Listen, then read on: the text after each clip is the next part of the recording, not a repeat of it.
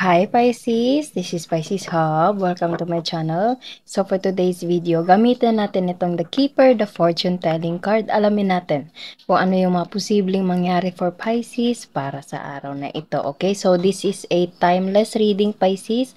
So kahit anong araw, buwan o taon o oras mo man ito napanood, basta mag-resonate, tugma po sa sitwasyon niyo po, take lang. Okay, so reminder lang po na ito ay general reading Pisces, so pwede pong mag-resonate, pwede pong hindi, okay? Basta tugma sa sitwasyon, take lang, okay? And again, this is a timeless reading, so kahit anong araw, buwan o taon, basta mag-resonate, take lang, okay? Pag hindi, huwag pong ipilit, okay?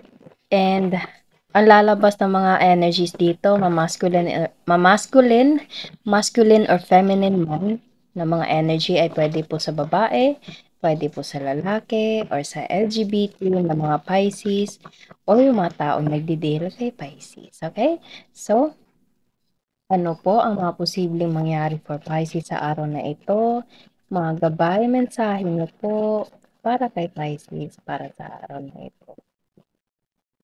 Ano po ang mga posibleng mangyari for Pisces sa araw na ito? Ayun, so there's a journey. Pasensya na po kung meron po kayo naririnig na background noises, Pisces. Okay, so there's a journey. So, travel. Okay, so pwedeng ikaw ay may travel, Pisces. Okay. Pwedeng local, pwedeng international. Okay, so ano pa po? Ano pa? Mature man. Okay. So, pwede you're dealing with someone na nasa malayong lugar kasi lalo na't meron tayo ditong globe, okay? So, it means parang other countries or other state Pisces, okay? And also, pwede you're dealing with someone na mature, pwede you're dealing with someone na mas matanda sa'yo, okay? It's either this is your, karelasyon, pwede din ito ay boss mo, professor, pwede ding tatay, okay, pwedeng kuya, okay, or anyone na older sa'yo, okay, and pwedeng itong taong to is magta-travel towards you or ikaw yung magta-travel together with this person, okay, basta feel ko parang nasa malayong lugar to siya, pwedeng dadaan sa dagat, okay, or pwedeng basta long distance, malayo, okay, yes.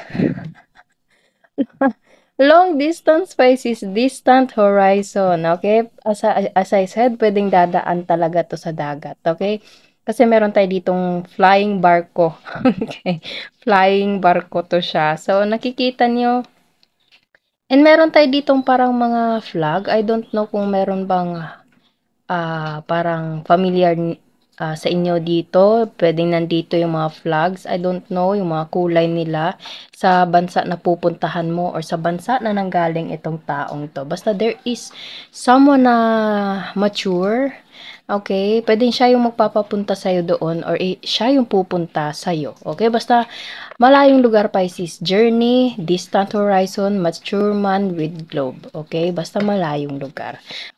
So sige pa nga, sige pa. Ano pa po ang connection nito, nitong distant horizon, nitong journey, nitong travel, and this mature man to Pisces, okay? So, ayun. Okay, yes. So, pwedeng ito ay merong connection sa trabaho, Pisces, okay? Or something na offer for you coming from this person. As I said kanina, pwedeng ito ay boss mo, okay? Pwedeng siya yung kumbaga siya yung amo mo doon, Pisces, okay? Siya yung nag-hire sa'yo na pumunta ka doon, okay? Or kung hindi naman, pwedeng family member mo to, as I said kanina, pwedeng tatay, pwedeng kuya, okay? Or pwede ding asawa mo, boyfriend na yun nga, yung masculine energy na mas matanda sa'yo and pwede meron siyang ibibigay or alam mo yun, parang ah, i-o-offer sa'yo na opportunity. And pwedeng opportunity na ito ay pwedeng big possibility na travel. Okay? It's either you will travel to this person or this person travel towards you, Pisces. Okay? So, ano pa? Wow!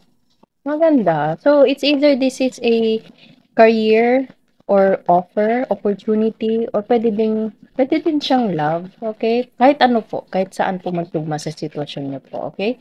So, ano pa? Ano pa po? Ayun. Gift. Okay, so almost yung mga lumalabas, natatawa ko, Pisces, yung lumalabas kasi ng mga cards natin dito is tugma or almost the same definition nila, okay? Travel. Okay, pasensya, ayan. Travel, distant horizon. Okay? And then unexpected income, gift. Okay, so pwedeng meron talagang magbibigay, especially this mature man na merong nasa malayong lugar, okay, na meron siyang ibibigay sa'yo and meron ka matatanggap na offer, opportunity, okay, whatever it is, na kumbaga galing sa taong to. Okay, so wow, I don't know, Pisces, hindi ko ma-pinpoint kung ano man ito. Puwedeng ito ay mapatrabaho mismo, lalo na't meron tayo ditong income. Puwede ding offer, puwede ding sa love kasi meron tayo ditong gift, okay? Or puwede ding something na offer coming from this person. It's either this is your boss, this is your employee, okay? Employer pala, okay? So, pwedeng ito ay nag-hire sa'yo or pwede ding family member mo na kumbaga napagdesisyon na nila na gusto ka nilang makasama doon sa lugar nila, sa bansa nila, pwede pong gano'n, okay? Or kung sino man ito na konektado sa'yo, Pisces, okay? So, wow! Ano pa? Sige nga, gamitin natin itong tarot card natin, Pisces. Actually, ang gusto ko lang sanang gamitin is itong The Keeper, the Fortune Telling card. Pero parang merong nagano sa akin na gamitin natin itong the tarot cards natin, okay? So, saglit lang po. Shuffle muna natin 'to.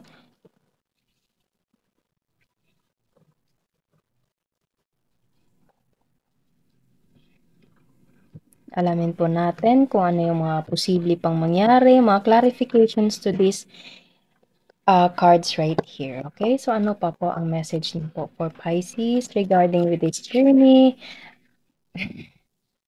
King of Pentacles, Pisces. Mature man, especially trabaho, especially with someone with finances, okay?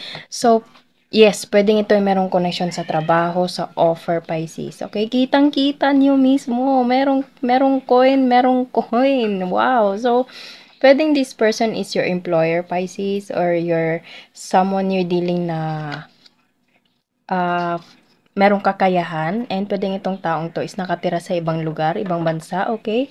And again, meron tayo ditong parang bahay, parang palasyo and parang ang dami niyang koneksyon, ang dami niyang vines, Pisces, okay? So, this person is a humble person but at the same time ano siya sa pera, okay? Puwedeng ito ay merong kakayahan, okay? Puwedeng mayaman, maano sa trabaho, professional sa trabaho nila. Puwedeng ito ay lawyer, puwedeng ito ay teacher, professor, okay? Or kung hindi naman, kumbaga parang parang anong tawag nun? Parang andun na yung professional skill ba yun? Tama ba yun? Skilled worker itong taong to sa ano niya, sa trabaho niya, sa company na pinagtatabahuan niya. Okay? Kung kahit ano man doon, basta merong taong willing na magbigay ng offer for you, Pisces. It's either this is a job, it's either this is an opportunity offer coming from this person na travel. It's either you will travel or this person will travel towards you. And the full new beginning, new chapter of your life. And nakikita nyo, Pisces, nakikita nyo.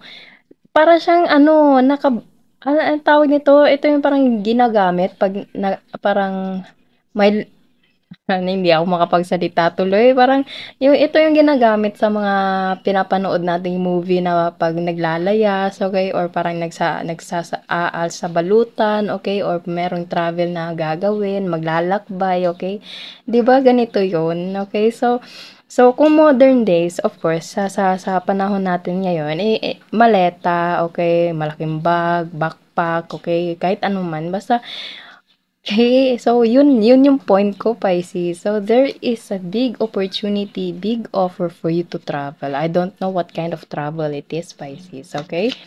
So, wow. This is an unexpected reading, Pisces. Sobra, hindi ako makapaniwala kung kanino man ito mag-resonate. I'm so happy for you, Pisces, kung kanino man ito. Okay? So, Wow, so it's an opportunity coming from this person na travel. Travel for Pisces, okay? And King of Swords. Yes, this person is someone na 'pag nakapagdesisyon na siya is yun na yun, okay? And King of Swords is someone na may authority. So, as I said kanina, puwedeng ito ay boss mo or someone na ano sa kumpanya nila, okay, sa company nito. It's either this is a parang ano ba nito, yung parang negosyante tapos hire ka dun sa company niya, okay? Or kung hindi naman, puwedeng ito ay someone na malapit sa buhay mo, okay? And etong taong 'to is merong kakayahan sa buhay and yun nga, it's either I don't know why kung bakit nasabi kong she, okay? Puwedeng she, he, okay, na kumbaga magpaplano. It's either siya yung magta-travel towards you or ikaw yung magta-travel towards this person, okay? So, there is someone na in authority, okay? And tutulungan ka niya makapag-ipon, Pisces. Okay, meron na naman tayo ditong bahay, mga building, and ito yun. Okay? So, in this new journey na pupuntahan, in this new place, in this new location na pupuntahan mo, Pisces, you will gain a lot of financial. Okay, kumbaga, makakatulong ito sa'yo, lalo na sa pag-angat sa buhay, Pisces. Bottom of the deck, the Magician. The Magician, Pisces. Wow! Nakikita niyo sa table na nandito, this is a powerful card, Pisces. Lahat, lahat, lahat ng mga bagay na gusto mo andito. Okay? Andito, you are manifestor. You are a great manifestor, Pisces. And pinangarap mo ito. Okay? And meron ka mga magagamit. Meron ka mga magagamit na mga puwedeng requirements na makukumpleto mo na, makukumpleto mo ito, and ito na yun, Pisces. Wow, I'm so excited. Nafi-feel ko yung excitement dito habang binabasa ko itong reading na ito, Pisces. Okay? So, congratulations. Wow, sobra, sobra, sobrang ganda ng reading natin ngayon. Okay? Again, meron na naman tayo ditong coin. Coin, asan na yun? Coin. Okay, so there's a gift. Okay, merong pagta-travel na meron na siyang ano, dalang bag, travel, okay, sa malayong lugar to this person right here. And there's a financial upgrade, Pisces. Okay, and the Magician. The Magician card. It's all about destiny. You are destined to be yours. As I said, Pisces, sa mga nakaraang videos natin na 'pag para sa'yo. Okay, 'pag ibibigay na ng Panginoon in God's perfect time yung blessing na para sa'yo, para sa'yo. Okay, walang makakahadlang, walang makakapigil 'pag para sa'yo, Pisces, para sa'yo. Okay, so congratulations, sobra. Sobra, sobrang ganda. Kung you're expecting na about sa travel, kung wala naman, malay mo, 'di ba? Malay mo sa susunod na mga oras, buwan, araw, okay? I don't know. Na merong mag-aano sa'yo na travel. Okay? So, kuha tayo ng mga initials, random words, kung ano po yung konektado pa sa ating reading. Older. Older. Mature man. Older. Yun. Okay, lumalabas. Konektado lahat, Pisces. Letter. Pwedeng makakatanggap ka ng letter. Lover. Ooh. Lokal. Pwede ding ito ay lokal. Kasal. Okay. So, pwede meron nitong involved na kasal. Letter B. Pasensya na po sa background noises. Katrabaho. Panaginip. You. Airplane, Pisces, airplane, maputi, conversation, pangarap, maliit ang ilong, new person, magulang, bahay, may dimple, okay, mayaman, yan, mayaman, city, yes, meron tayo ditong city, chat, text, or tawag, mabait, mabait, okay? Letter T, letter L, letter B, U, okay? And letter A. Okay, so yun po ang mga posibleng initials, mga random words na pwede na konektado sa ating reading ngayon, okay? So, sobrang ramdam ko yung excitement dito sa reading natin na 'to, Pisces, okay? Congratulations kung kanino man ito mag-resonate, okay? So, yun po ang ating reading sa araw na ito. Nawa'y nag-resonate, Pisces, and nawa'y nagustuhan niyo po.